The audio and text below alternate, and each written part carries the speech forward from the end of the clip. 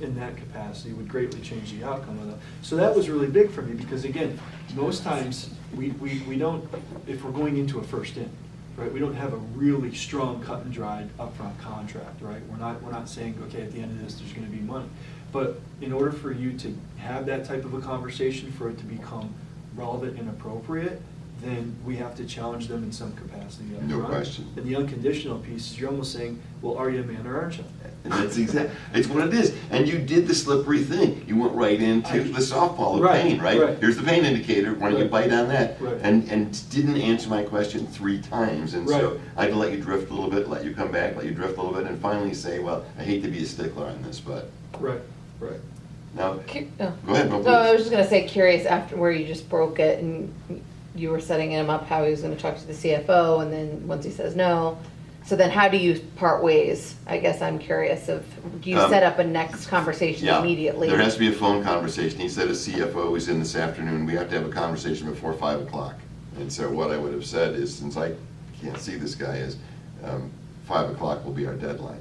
And so our deadline at 5 o'clock will be, you and I will speak. You'll tell me that your CFO probably said no, and what steps you're going to take from there. Okay. So, and I think that's the issue of keeping on that, putting that no in front of them, making sure that no is there, because we know what's going to happen. Right. I'm gonna ram that no and subliminally challenge your leadership and your commitment by ramming that no down your throat over and over and over. Yeah, exactly.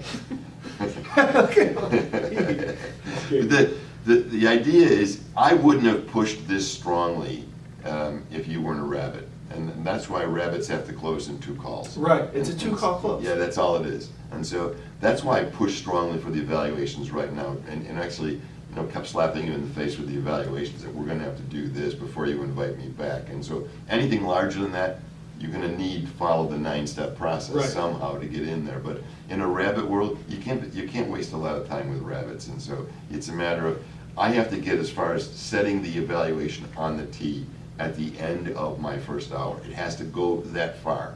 And that's what gets me back to the second meeting.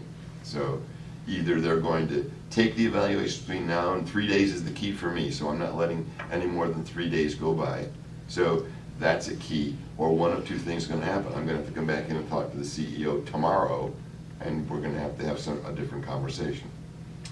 Do you ever get any pushback from rabbits? And I know that I have in the past, and sometimes I don't, but how do you handle, okay, Bill, so we're gonna go forward with the assessments, or I'm gonna have a conversation with my CEO